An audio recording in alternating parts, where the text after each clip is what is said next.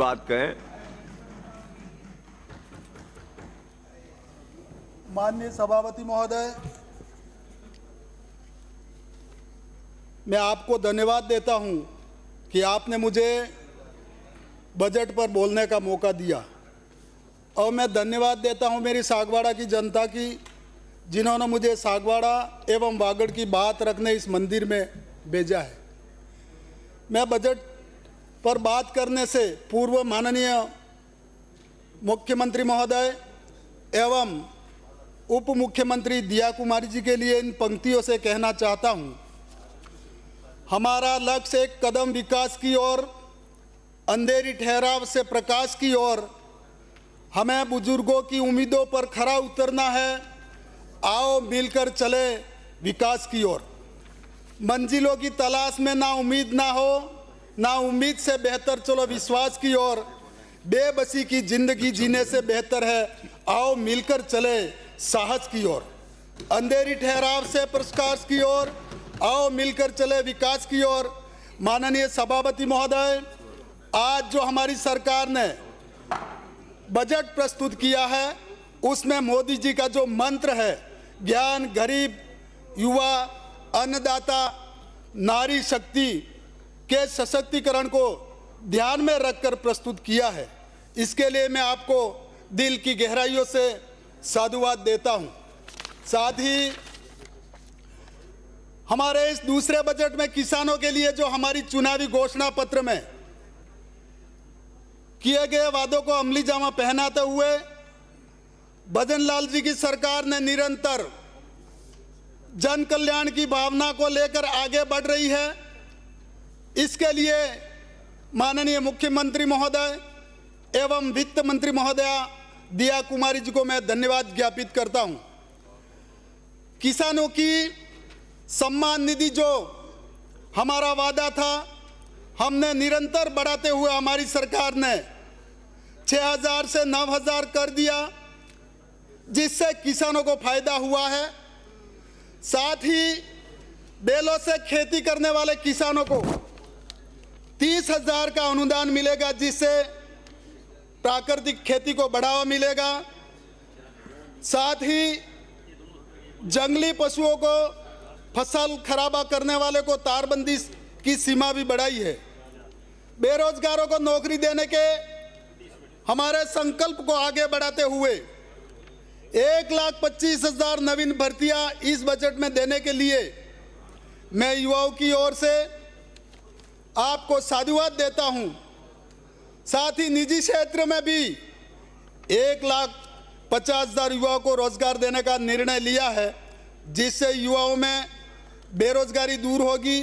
साथ ही हमारी सरकार ने बुजुर्गों की पेंशन 1150 से बढ़ाकर 1250 की है, जिससे राजस्थान के बूढ़े बाप बाप के लिए एक श्रवण कुमार के रूप में, पुत्र के अवतार के रूप में आपने आकर संबल प्रदान किया है, जिसके लिए हजारों माँ बाप का आशीर्वाद आपके साथ है।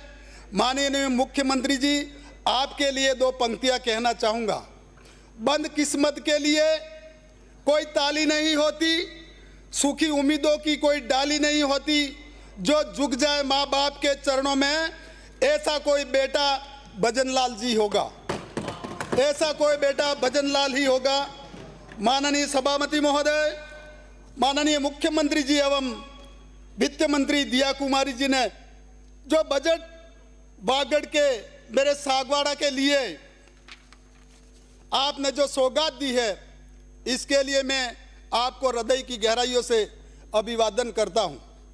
आपने सागवाड़ा में विद्युत की समस्या के समाधान के लिए 2 नए GSS दीवड़ा छोटा एवं सागवाड़ा के लिए सागवाड़ा की जनता बहुत ही खुश है।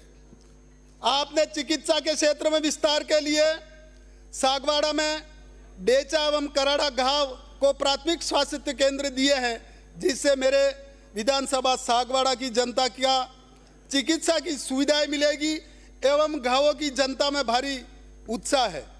साथ ही सभापति महोदय, सिंचाई के लिए तो आपने पिटाराही खोल दिया है, जिसमें सागवाड़ा भिखाबाई कैनाल को पुनरुद्धार के लिए 50 लाख की नवीन डीपीआर बनाने की घोषणा की है, जो नहर कांग्रेस के भ्रष्टाचार का जीता जागता नमूना है, जिसने वागड़ की जनता के साथ पिछले 25 वर्षों से छलावा किया और किसानों को इस उम्मीद पर पानी फेरा।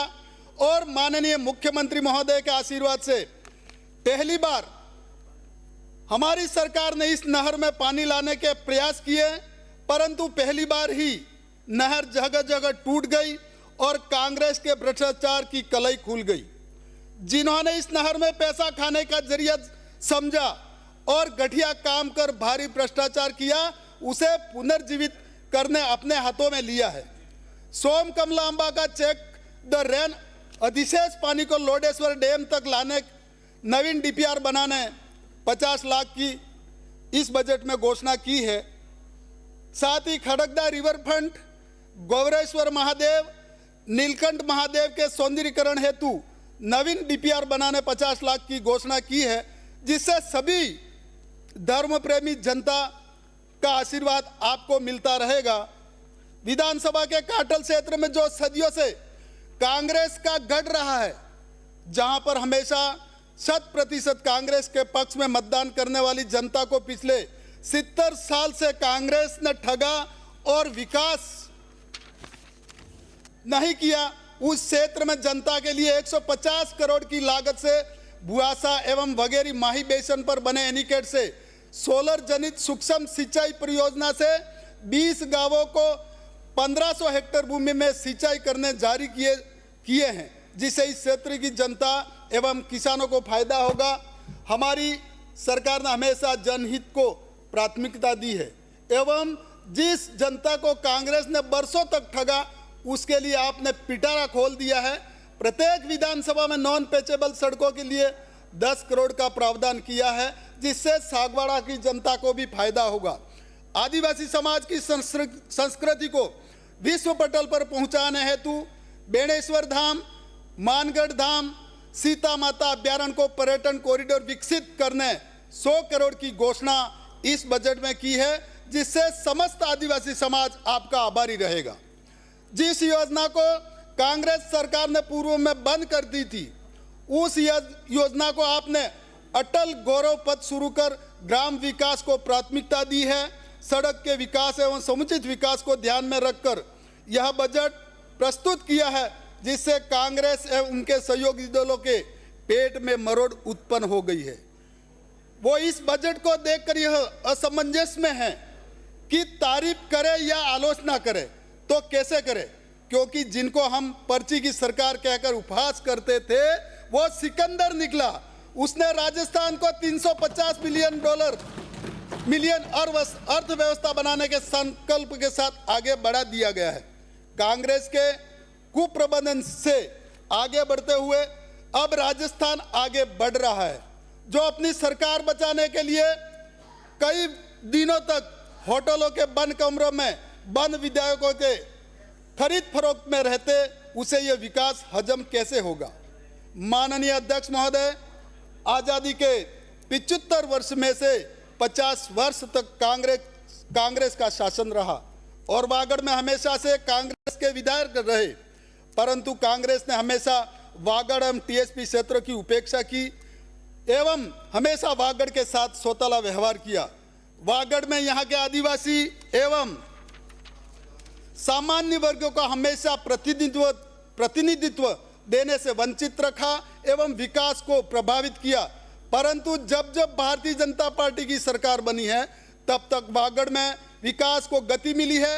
एवं इस मौके पर मैं पूर्व उपराष्ट्रपति स्वर्गीय भैरव सिंह जी एवं वसुंधरा जी राजे सिंधिया जी ने वागड़ के विकास के नए आयाम स्थापित किए और वर्तमान में भजनलाल जी की सरकार ने उसे और गति दी है, जिससे वागड़ के लोगों को अब आशा की किरण जगी है। पूर्ववर्ती कांग्रेस सरकार ने वागड़ को काकरी डुंगरी जैसे जख्म दिए, जिससे आज दिन तक वागड़ का आदिवासी युवा पीड़ित है। उन्हें बरगलाया गया और गलत तरीके से आंदोलन करवाया, जिससे आज वागड़ का आदिवासी युवा कोर्ट कचहरी के चक्कर काट रहा है। उन्हें सही ज्ञान दिया होता तो वह कभी आंदोलन नहीं करता और वागड़ की आम शांति को नजर नहीं लगती।